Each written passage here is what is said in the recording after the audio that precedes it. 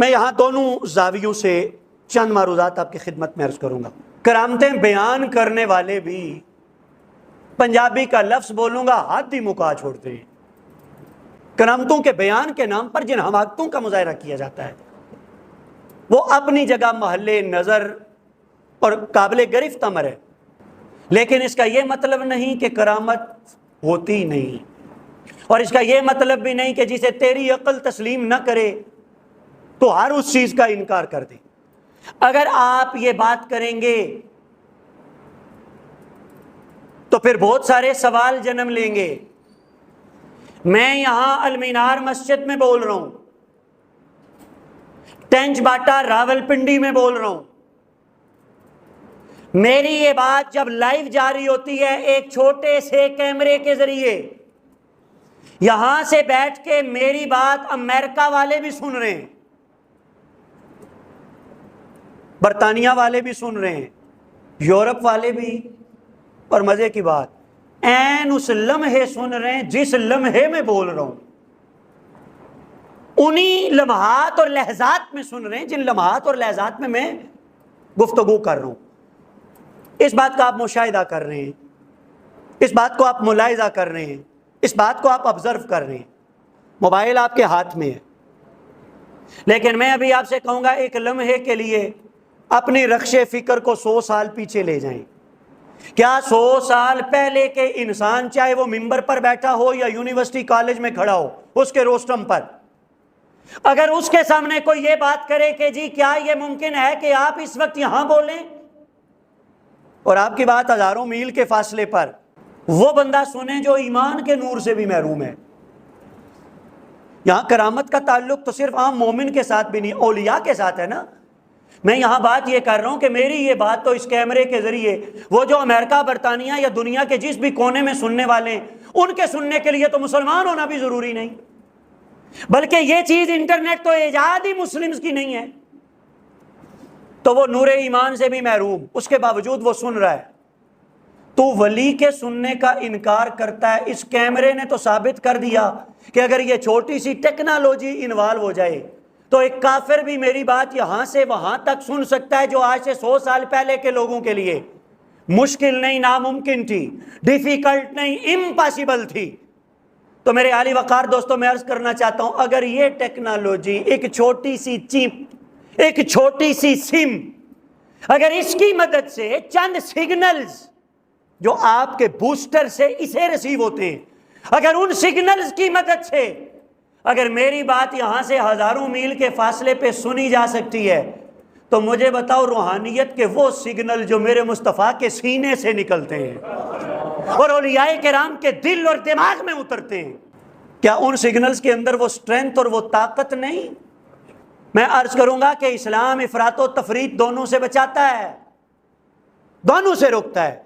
میں نے بات کا آغاز یہاں سے کیا تھا کہ احمق اور پاگل شخص جس وقت منبر پر قابض ہوتے ہیں اور وہ جس وقت بعض بھونڈے انداز میں عجیب و غریب قسم کی کرامتیں بیان کرتے ہیں، تو اس کا یہ مطلب نہیں ہے کہ اگر کوئی احمق حماقت کرے تو پھر جو دانائی ہے آپ اصل عقل ہی کے وجود کا انکار کر دیں، آپ دانائی ہی کے وجود کا آپ انکار کر دیں۔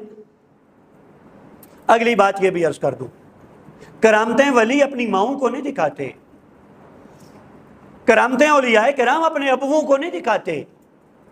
جس طرح نبی معجزہ کیوں دکھاتا ہے؟ تاکہ دنیا والوں کو پتہ چلے میں جادوگر نہیں، میں شعبدہ باز نہیں، میں مفاد پرست نہیں، میں کسی نفع اور فائدے کے لیے یہ کام نہیں کر رہا۔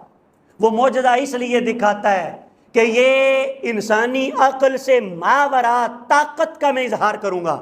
جب وہ یہ طاقت اور قوت دیکھیں گے تو وہ مان لیں گے میں جھوٹا نہیں، رب نے مجھے سچی نبوت کا نور عطا فرمایا ہے۔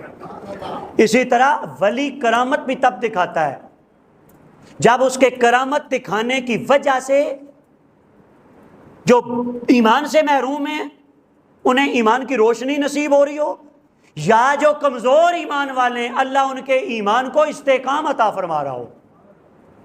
اس سے ہٹ کے کرامت محض اپنی طاقت کے اظہار کا نام نہیں ہے، کرامت محض بلے بلے کروانے کے لیے نہیں ہوتی۔ اللہ تعالیٰ نے حاضری نصیب کی غوث پاک کی دہلیز نور پر، بغداد شریف میں تو وہاں کے ٹکڑے بھی لے کے آیا. ہاں بغداد شریف دے میں ٹکڑے منگساں تے کرساں میرا ہوں, تو میں تو وہاں سے ٹکڑے لے کے آیا کہ چلو میں اپنے بچوں کو کھلاؤں. وہ تو آج بھی وہاں جاؤ تو پتہ چلتا ہے کہ آپ کسی مرد قلندر کے قدموں میں بیٹھے ہوئے ہیں. وہ حقیقت ہے. لیکن میں آپ کو ایک ایگزامپل دینے لگا ہوں, ایک مثال. ایک صاحب کرامت بیان کر رہے ہیں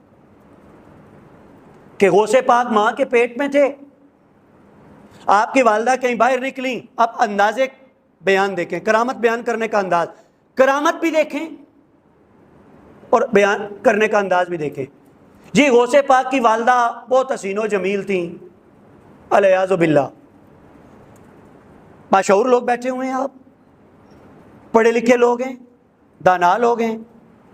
اگر میں آپ میں سے معاذ اللہ کسی کی ماں بہن کے بارے میں تبصرہ کروں اس کے حسن و جمال پر, پیچھے امام صاحب کے آپ بھول جائیں گے. میں ٹھیک کہہ رہا ہوں یا غلط؟ آپ بھول جائیں گے کہ آپ نیت کرتے ہیں پیچھے امام صاحب کے. آپ ایک دم مجھے کہیں گے مولوی صاحب منہ سنبھال کے بات کرو, میری ماں ہے.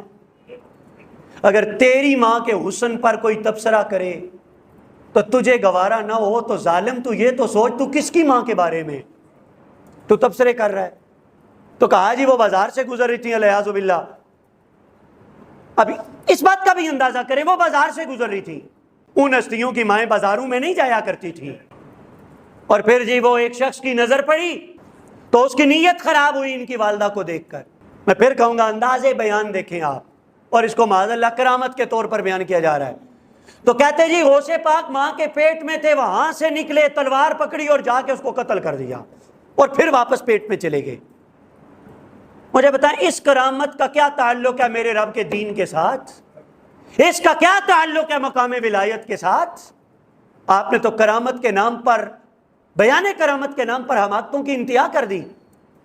یہ ہے وہ وجہ کہ لوگ پھر انگلیاں اٹھاتے ہیں, لوگ تمسخر کرتے ہیں, لوگ تماشا بناتے ہیں, حقیقت کا بھی تماشا بناتے ہیں, حق اور حقائق کا بھی لوگ تماشا بناتے ہیں.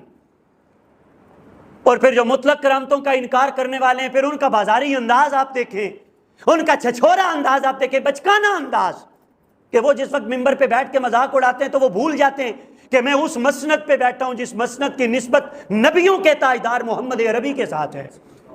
وہ وہاں پہ ہنسی مذاق ٹھٹھا اور اس قسم کی وہ بچکانہ حرکتوں کا ارتکاب کرتے ہیں صرف ان حماقتوں کی وجہ سے.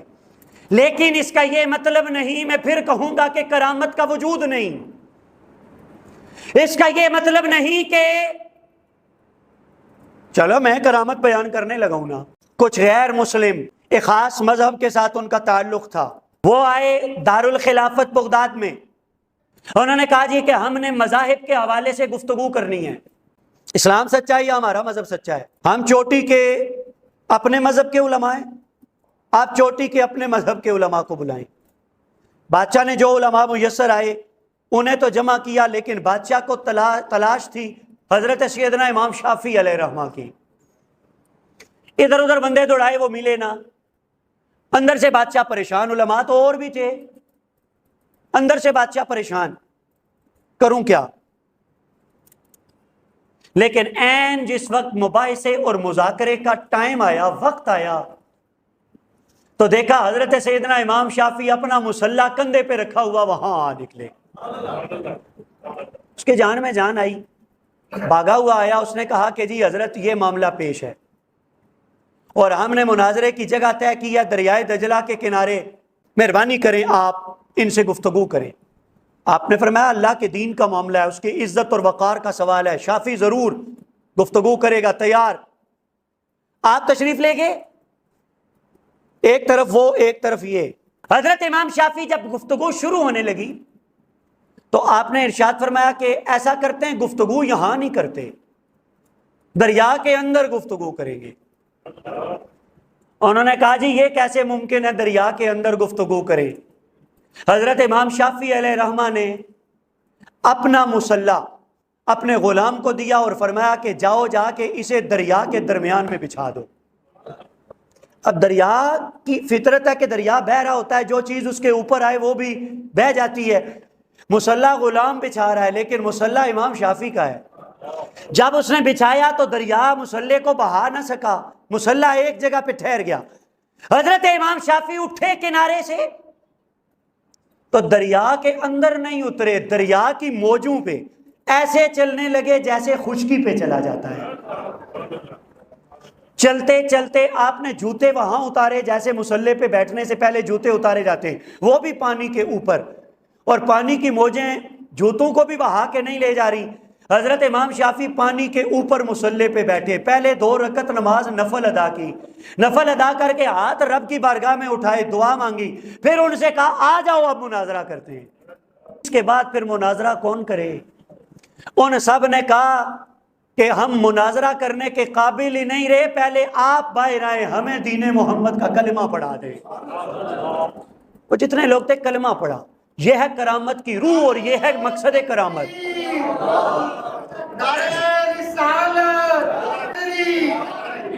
یہ ہے روح کرامت، یہ ہے مقصد کرامت، کہ آپ نے اگر کرامت دکھائی تو اس کے نتیجے میں اللہ نے کتنے منکرین کو حق کی روشنی عطا فرما دی، انہیں صراط مستقیم کی ہدایت عطا فرما دی، انہیں دین مصطفیٰ پر گامزن ہونے کا اعزاز رب کریم نے عطا فرما دیا۔ اب اگر کوئی کہے، ہنسے، مذاق اڑائے یہ کرامت پڑھ کے، اور وہ یہ کہے جی یہ کیسے ممکن ہے، تو میں کہوں گا تیرا بنایا ہوا شپ اور بحری جہاز اگر وہ دریا کی موجوں پہ، تیری بنائی ہوئی کشتی اگر وہ دریا کی موجوں پہ تیر سکتی ہے، تو مجھے بتاؤ رب کے عشق میں مست کوئی مرد کلندر اگر چاہے تو میرا رب اس کے لیے دریا کی موجوں کو مسخر نہیں کر سکتا ہے؟